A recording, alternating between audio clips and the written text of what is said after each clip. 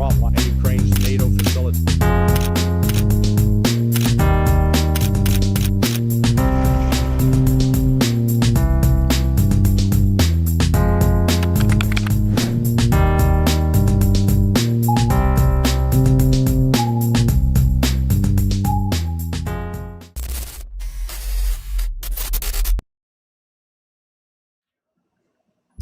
And we are live. Another week. More fun things happening in the world. And we are again here with LarryCJohnson from Sonar21.com, former CIA analyst and the true son of the new American Revolution. Larry, my good friend, how are you doing? I think I'm doing better than the world in general. At least I'm not preparing to nuke myself. So. Well, that's very generalizing the world. I think you're talking about the UK alone. Well, across the board, the United States and Great Britain and France continue to. Apparently, they didn't get the message the other day. Putin made it very clear: if you continue to send these ATACMS into Russian territory, we will respond immediately. They did it again. Ministry of Defense just came out within the last 3-4 hours saying they did it again. So we're preparing to retaliate. And if we'll see, it goes according to what Putin said last Thursday, that they will provide advance warning of the specific target. They will give the Americans, British, French, Ukrainians, whoever, a chance to vacate, and then they'll destroy it. That's what Putin said that they would do. We'll see if he was talking out of his ass or if he was telling us. Well, so far he has not been talking out of his ass. He promised, he delivered in time, with patience, but done it. But I have one very strong doubt about this, because last week we discussed the new Russian doctrine about nuclear strikes. This week, as you perfectly mentioned, US, UK, France are just, talking smack again.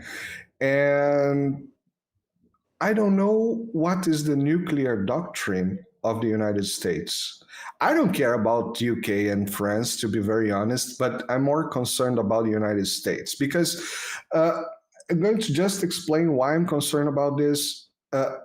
Russia just showed a non-nuclear capability. So that's conventional war, let's put it this way.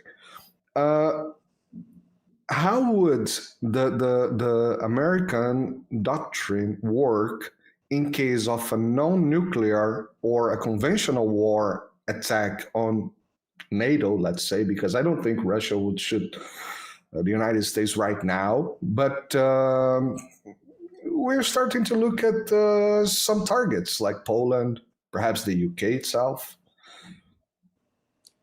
Well, no, okay, so number one, the United States doesn't have a clearly defined doctrine. It has, a bunch of assumptions. There's some talk of the United States, some in the U.S. side encouraging what they call a preemptive strike on Russia. You've had one of the senior commanders of the Strategic Forces Command, a Vice Admiral by the name of Buchanan, come out last week, talk openly about attacking Russia with nuclear weapons and being able to defeat Russia. These kinds of remarks are not necessarily taken seriously here in the United States. Most people ignore it. But I guarantee you they are listened to and paid to with great attention among Russian both military leaders and intelligence officials. They have to assume that this is deliberate pronouncements on the part of the United States government that it reflects U.S. policy. And so Russia has to prepare accordingly. What Russia did with this new weapon that was unveiled last Thursday, the Oreshnik, which I guess the translation is hazelnut, There's lots of I'll call disinformation out there on the web. So let's just deal with factually what we know, and avoid drawing other speculative conclusions.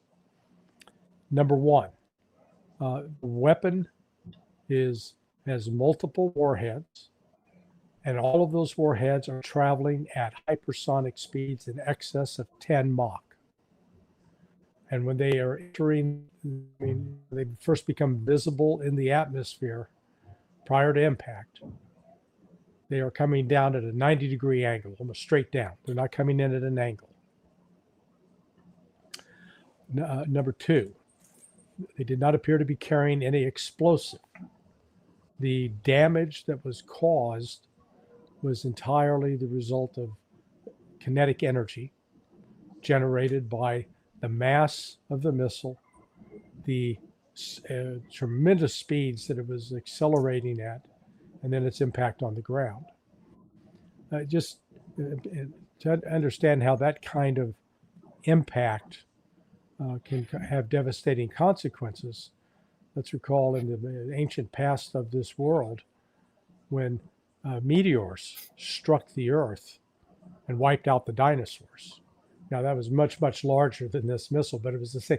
It was the kinetic impact. It wasn't hitting with an explosive. Third, the West has no way to stop that missile. They are incapable of shooting it down and preventing it from hitting. So when you put all that together, what Russia introduced was a new strategic weapon. Now I've likened it to the blast, the effect of that kinetic impact being like a tactical nuke. Mm-hmm. And people say, "Oh, you understand the detail." I'm not talking about an actual tactic. A tactical nukes would be used against that type of target in order to destroy it. The reports are from credible eyewitness accounts that used mesh factory, which had several levels below ground, was utterly destroyed. Now, I haven't personally verified that. The Ukrainians are certainly restricting information flow about that. They're not letting anybody show anything. I have assumed that those reports are true, but people can make the argument, no, they're not true. Okay, fine. Mm-hmm. But the point is, this kinetic device destroyed that just like a tactical nuke would, except it's got the advantages that a tactical nuke does not have. A tactical nuke will cause a lot of collateral damage, kill a lot of civilians, create a lot of radioactivity and exposure, create a cloud of dust that would at least or sunlight from that area for a little bit. Mm-hmm. And then, very difficult to obtain this. The damage can be quite contained. It's almost like a sniper's rifle with a piece of ammunition, and the bullet that comes out of it precisely hits the target. Mm-hmm. So, like I said, this is something new. It has not been seen before. Does it have similarities to things in the past? Let's do the comparison of what happened on August 5th compared with August 7th. Well, what happened between August 5th, August 7th, 1945? August 6th with Hiroshima. Now, just like prior to August 6th, a fixed-wing aircraft, the bomber, carrying a bomb, dropped the bomb over a city. But when that bomb detonated, it did something different. Others didn't.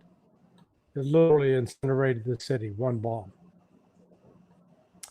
This weapon didn't go to incinerate the plant, but again, using kinetic force caused, according to some reports, damage to the point that the plant was utterly destroyed. I've heard it referred as turned into dust, completely gone. So the world better. We'll see now if Russia uses a weapon. This time, Putin said that they would give warning, allow the civilians to vacate, but then they'd hit the location. And when they hit the location, and Putin was almost, he actually had a bit of a smile on his face when he said it. And you can't stop it. That's why I posted at Sonar 21 last night that clip, sort of iconic clip from the movie Billy Jack, made about the time you were born, I believe. What year were you born? I'm from 81. Okay, yeah. So this was made 8 years before you were born. Actually, it was made in 71, but it came out in 1973. And here's Billy Jack, who's half Indian, half gringo, white, Caucasian, and a former Green Beret. And he's in this town out west where the Indians are being, the Native Americans, the Sioux, are being ruthlessly persecuted. And there's a corrupt landowner, and they confront him in a park, and Billy Jack stands with him face to face. And he says, you know what? I'm going to take this right foot here, and I'm going to whop you up on that side of your face, the right side of your face. And there's not a damn thing you can do about it. And the bad guy goes, really? Billy Jack says, yeah, really. And then whomp, kicks him upside the face, knocks him over. Well, that's what Putin basically did last Thursday. He had what I call a Billy Jack moment. He basically said, we got this weapon. If you don't stop what you're doing, we're going to use it. And there's not a damn thing you can do to stop it. And he just sort of had that, what I call the Billy Jack smile. The Billy Jack smile. I have another movie that I think pictures as well. Perhaps you haven't seen this one. Wait a second. Recent. Wait a second. I'm the only one that gets to use movie references. You don't get to do that. Okay, go ahead. No, it's that reference for what Putin did, or not Putin, I mean Russia, was perfect. Was perfect. When I saw that, I think you first mentioned that on The Judge. I was laughing as usual, but for people to understand more or less what this weapon did, there is this G.I. Joe movie. I don't know if you watched this. This is very recent. For me, it was I grew up playing with G.I. Joe action figures, and so I enjoyed the movie. G.I. Joe. G.I. Joe, yeah. G.I. Joe? Exactly. Yeah, but in Portuguese, G.I. Joe. Okay. In Portuguese, I'm here to do translation. I can't do sign language. In Portuguese was Comandos em Ação. And this movie, G.I. Joe, so they have this convention where the president of the United States pushed the red button, which is commanded by Cobra Commander, and start launching nukes, and everybody launch nukes, and then he cancels the nukes, and everybody cancels it, so everybody runs out of nukes, and then he throws this new weapon, which is thrown by a satellite, which is basically this. It's a rod of metal that impacts Earth in very high kinetic force, and I don't know why they put London on it, but it impacts London and create this massive wave like an earthquake of power. Yeah. Of course, that's not the same amount of force because it's not science fiction is different from real life, but it's pretty much what happened. It perhaps will not vanish London, but kind of vanish the area where it impacted. And here in Italy, Go ahead. Just when it impacted, it goes below the ground. It destroyed. That used-mash factory reportedly had lots of structures below ground that were destroyed. So this, this is a new technology. And it does change a bit the calculation of war. Because in the past, was mutually assured destruction was that if you use nuke, then we're going to retaliate with nukes and we'll kill each other with radiation and destroy the earth. Mm-hmm. Now Russia has introduced one that not necessarily carry nukes, however it can. And the point is that now can hit place in Europe, and the Europeans have no defense. So we're back, we're actually going back to just shortly after you were born. So, you're born in 1981. And actually, you're the same age as my son. So, but I'm you. It's all right. But in the early 1980s, there was growing concern in Europe about Russian intermediate range nuclear missiles. Mm-hmm. And the Europeans they thought, no defense. At least that was how the story was being told then, to justify the U.S. defense industry producing the Pershing II, and then talking about deploying the Pershing II to Europe. And that was a big fight back then, because there was an anti-nuke movement in Europe that wanted to resist the deployment. Of course, the United States insisted that was a Soviet fed opposition to prevent that missile from being deployed. But somewhere during that period, starting 1984, 85, the Soviets and the United States started talking and came up with an agreement for the Intermediate Range Nuclear Forces Treaty, which was signed December of 1968, I believe, by Henry Kissinger or Richard Nixon, and was it Nixon? 1980. 1987. I think it was 1987 by Richard Nixon and Mikhail Gorbachev.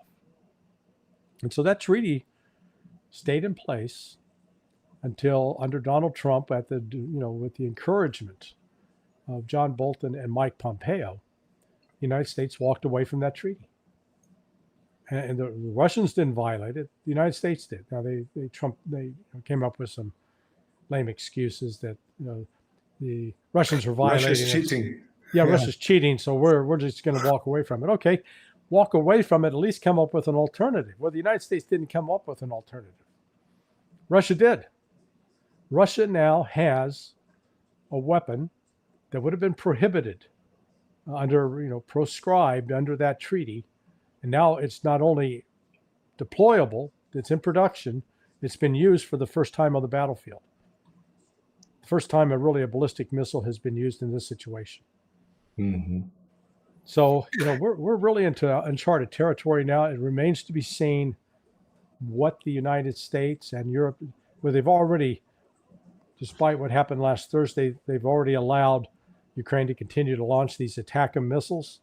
So far, no word that there were Storm Shadows or Scalps involved, but the ATACMS were, and so Russia's vowed a retaliation, and it will be against either a Ukrainian and or NATO military site, most likely inside Ukraine, something like maybe the Yavoriv military base. It could be another major production facility or airfield, maybe multiple airfields. But Russia's going to take something out with the new weapon. It's going to make another appearance. If it's what he said, it will make another appearance. If Putin didn't mean what he said, then, they will have a weak response. That will further encourage the West, and this is going to continue, which then means the prospect of getting out of control and going nuclear is very high. Mm-hmm. We're coming into, the Christmas season, and Charles Dickens' The Christmas Carol. One of the lines from that early on, where the ghost of Marley appears to Ebenezer Scrooge. And Ebenezer says to Scrooge, speak comfort to me. And Marley says, I have none to give. So that's my line to you now. Speak comfort to you. I have none to give. Yeah. I'm losing hope, but trying to keep sanity, because one is always kind of connected to another. That's why exactly why I asked. At least I said, at least you're living in Italy. The Italians haven't lost their minds. They've made it clear. No, we're not going to do that. We're going to stay at home, mind our own business. Eating a great food because we eat good food here. People like food here. Oh, yeah. Yeah, I said that the other day. I think they were floating around an old video on TASS or RT about how Russia would respond to nuclear assault, and Italy was out. So I was like, all right, cool. We're kind of safe. But yeah, this is a true argument. Italy, as far as it has provided weapons and money to Ukraine, it has done, it is very clear that it has done because it's, just hijacked by the European Union. It's not done because, we want to destroy Russia. Actually, the sentiment in Italy is quite, I would not say pro-Russian, but, who cares? Russians are cool. They come here they used to come here for some time and spend money here, and let's just hope this come back. Even Meloni, she hasn't spoken out strongly about Ukraine. Just you can see that's very scripted stuff. Mm-hmm. So that's why I was asking about the kind of nuclear doctrine from the West, because what if Russia responds at some point? If the West does not start to use reverse gear, at some point it just looks like they're going to have to respond to NATO. And what NATO would do? Would it get it? Already responding to NATO. I mean, let's be clear. Sure.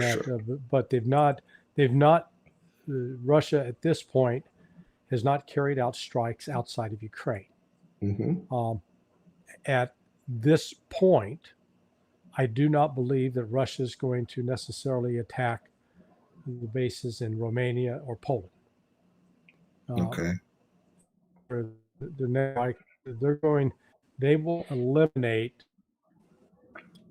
call them NATO sites inside Ukraine first.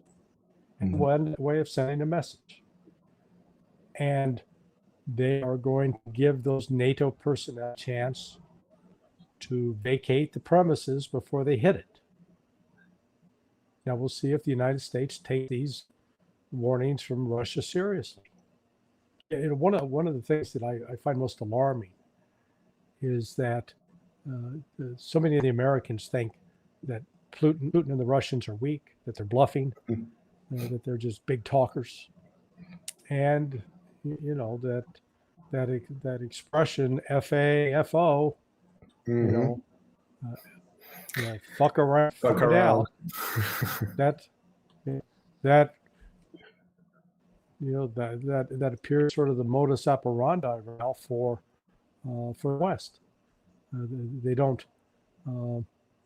They're unwilling to take Russia seriously, and I'm afraid it's going to take some escalation, and it'll get to the point where that the United States is going to take a wrong turn, overstep the line, and basically get punched in the nose by Russia. And then it'll be, what happens to anybody that's been punched in the nose, your eyes water, and you try to figure out what happened. That's true. Yeah, that is true. But I found very interesting watching this interview with Galloway that I just mentioned before we come live. That you did on Countercurrents. Everybody, that all the links are on the description. Remember to like, share, subscribe to Larry's channels, and follow the Sonar 21, where Larry posts his articles, which are usually fantastic. With this, what do you mean usually this talk fantastic? With Galloway, they're always fantastic. Come on, let's. Yeah, because every now and Good then you Lord. post the articles with the videos from the press of mass destruction, my channel, and they are, they are averagely No, I'm not going to let you fantastic. down. I'm not going to let you insult yourself. I won't let you insult yourself like that. Okay, go ahead. All right. So they are always fantastic. Follow Larry on Sonar 21. And so about this, I remember that you can always help Larry's work with PayPal, and all the other links are also on the description. And Pix for Brazilians to help the IDM. Larry, so you were talking to George Galloway, which I find a fantastic person also to synthesize the complexities of subjects without making them simple, without simplifying them. And there was one thing that I got very curious, because we had already some live streams here with Sasha Kreiner, where, well, Sasha wrote a book called All Roads Lead to London. And there was this interaction between you two. So Galloway is based in London. He's British. He's Irish, actually. No, Scottish, sorry. Irish, he said. Irish. Okay, so he's Irish, but he's based on the UK. Yeah. And you said that was very interesting for me. You said that the British are always, kind of pushing the United States, and then he came back like, but at the same time, the United States push. How do you see this relation UK United States? Because of course the England, it's not a powerful country anymore, but it really looks like the British oligarchs, transnational oligarchs, moved to the United States, and there is this interesting dynamics that kind of look funny. Exactly how you say, it kind of looks like the British are always, pushing the United States into doing stupid stuff. Yeah. No, I think the United States still has a sick fascination with, the founding of America was basically out of the United Kingdom. I know that the majority of my relatives came out of Ireland, Scotland, England, few from Germany, but primarily the majority out of what's now the United Kingdom. They fled, the religious persecution that was underway there, kind of arriving here in the in the 1600s and then early in the 1700s. So my family wised up and said, we're going to get the hell out of Europe. It's remarkable how much influence the United Kingdom and you could have a pretty good debate over who's in the car. Is it Uncle Sam or is it Queen Elizabeth? Is it the Yanks or is it the Brits? And I think you can make a case for either. Yes, particularly in the 1950s, they dictated the UK. They joined with Israel to attack Egypt and take the Suez Canal. The United States told them, stop, get the hell out of there. Okay, had to stop. But when it came to the decision to, hey, let's overthrow Bashar al-Assad. Let's get rid of him. That way we can help destabilize ultimately Iran. The United States all over it. Who had the lead? I can't really tell you.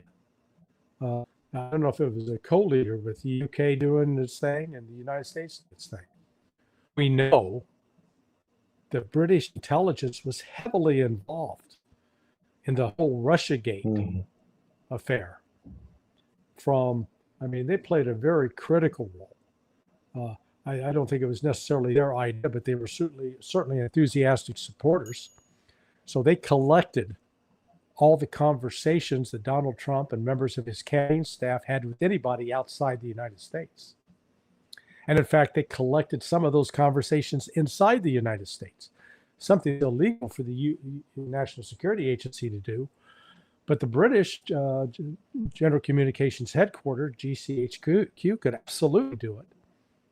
And they passed that information on to the NSA. Oh, look what we got from liaison reporting. Our British friends just sent this to us. The Brits were involved with, helping create the Steele dossier and the framing of George Papadopoulos. Mm-hmm. It was an entire British setup, and you got to understand how they came across Papadopoulos. How did they know to go after him? Well, in August of 2015, he was making phone calls from Great Britain back to Corey Lewandowski, who was at the time was campaign manager for Trump. And the Brits right away picked that up, shared that with U.S. intelligence. They came up with this scheme where Papadopoulos was offered a job with London Petroleum Institute or some organization like that in January of 2016. And it was entirely an intelligence front, tied in with British intelligence, probably funded British intelligence. And that was, again, used to entrap him, try to create circumstantial evidence implicating Trump and being under control of the Russians. So, the British role in all this is quite perverse. And they've had long-standing interest with respect to Ukraine. They protected a lot of Nazis at the end of World War II who were Ukrainians and brought them into Great Britain. And then later, many of them emigrated to Canada. Mm-hmm. Again, a Commonwealth territory. Yeah, Britain right now, the problem is they're like a nasty little dog. They have no military strength to speak of. We've got a few, missiles. They have a relatively minor nuclear capability. But man, they talk with a big mouth, and but they can't back it up. And one of these days, it may Russia may decide to visit one of those military bases in the UK and shut it down. But we'll see. Yeah, I like the comparison you did with the Chihuahua dog and the hawk. And you cannot leave it alone. Yeah. Oh yeah, listen, come to Florida. Funny, I call it the Florida dog. You see all these big guys, 6'3", 2 meters tall, and they're walking. They got this little bitty tiny dog, feet moving as fast as it can, and they got to keep it on a leash because literally the hawks are big enough to come down and grab them. The old dog's flying off into the horizon. Now I don't have to worry with my dogs. Mine weigh 135 pounds a piece. Well over 55 kilos a piece. So, there's no hawk big enough in the world to grab those boys. Yeah, I've heard them barking once in our live stream. It was scary from the other side of the planet. I imagine in front of your house. Yeah, when they bark, the front door vibrates and it actually sends out a sound wave. And you just got scared. Oh, there's Milton again.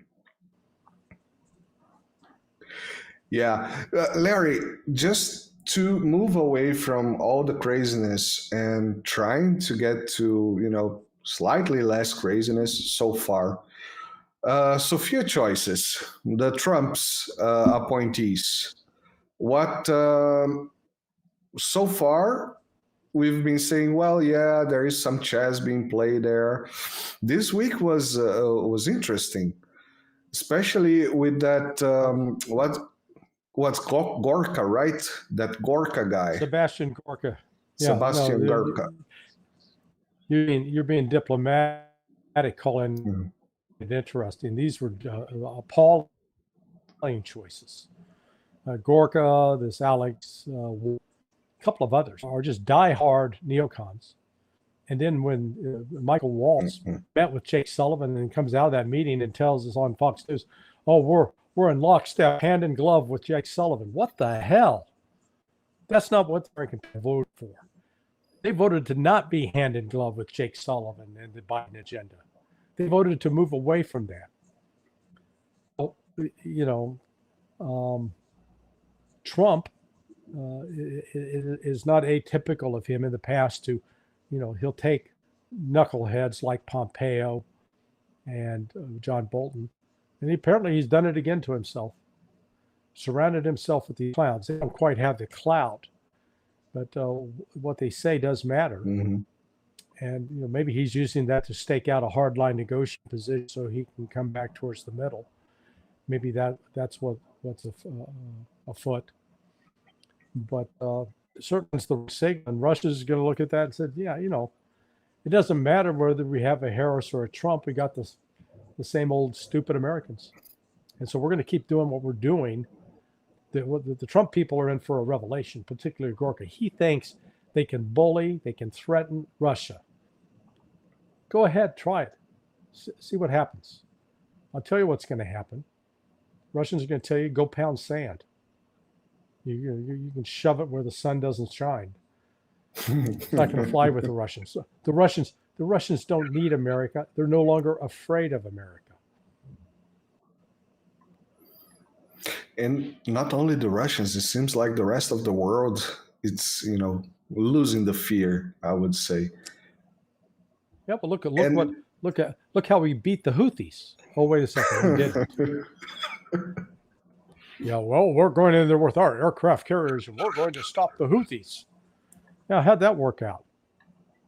We pulled our aircraft carriers because we were afraid of them getting sunk. And they got some hits, right? Well, yeah, reportedly. It's turning out the only thing we're good at is beating up on and killing women and children. Which is the definition of a bully, a terrorist. But I'm disgusted with our foreign policy. Oh boy. And we have 54 days until the inauguration, and the perspectives are not getting any better. Amazing. Yeah, let's see. 4 days, 35 days, 55 days. 55 days. I missed by one. I made bread. It depends on how you count. But yeah, 54, 55 days. And then Trump, the clock will start. All this, the announcements, these other people that are being appointed, that's for right now, that's just filler grist for cable news shows to talk about. Yeah. One last question about Trump stuff. Yesterday on the judge asked you a very important question about the actual administration. Who's in charge? And well, I will recommend everybody to watch in the judge, because the judge interviews with everybody, especially with Larry and Ray McGovern, individually and together on Fridays, are amazing. I will ask differently. Who will be in charge? And we kind of passed through this, but on the new administration, because we are worried about who's in charge on this administration, because it's pretty clear that Biden's not in charge.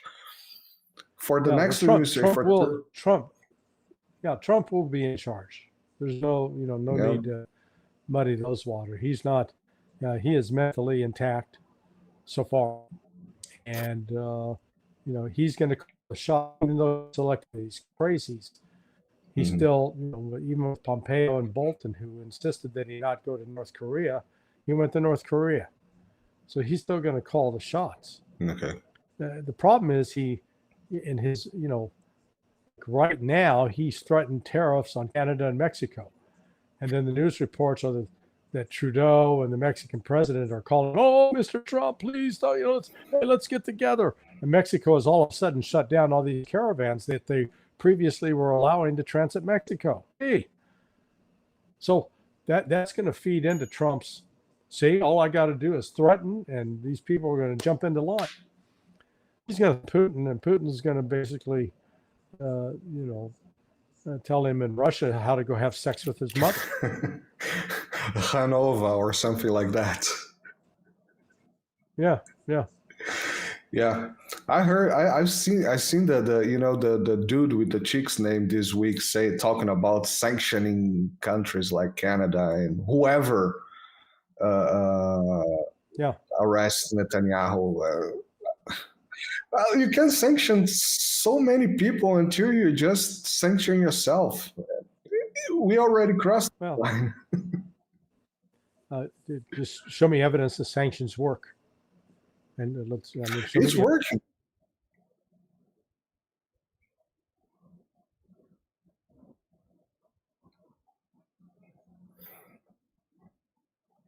I can send you proof that sanctions are working. I can send you my electricity bill.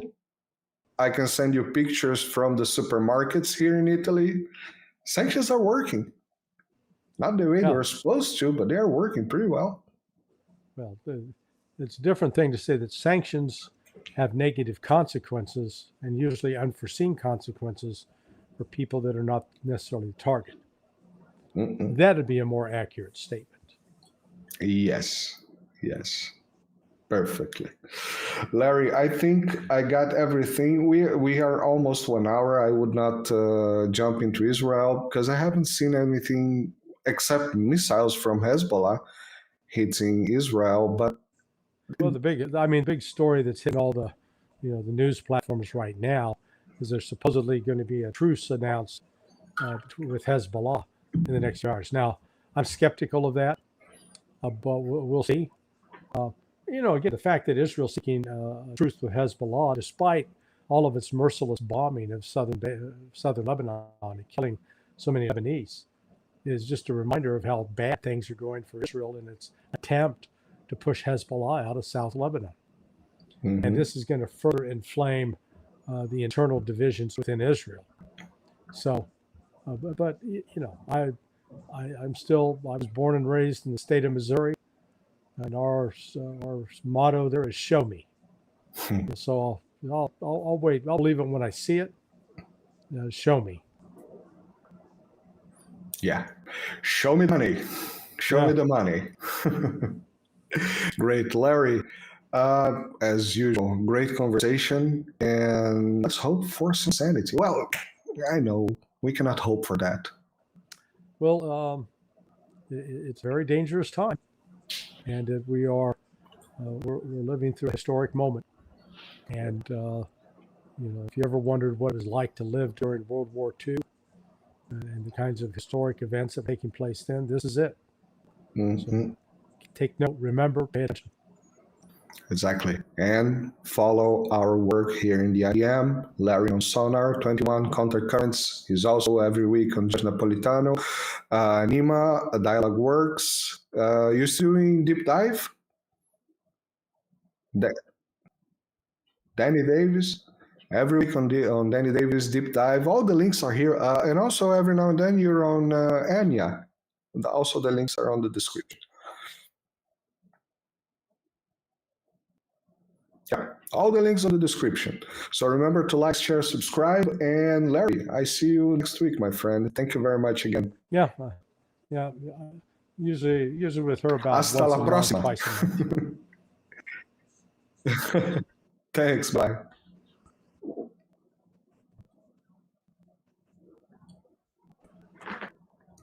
Ciao, Marcelo.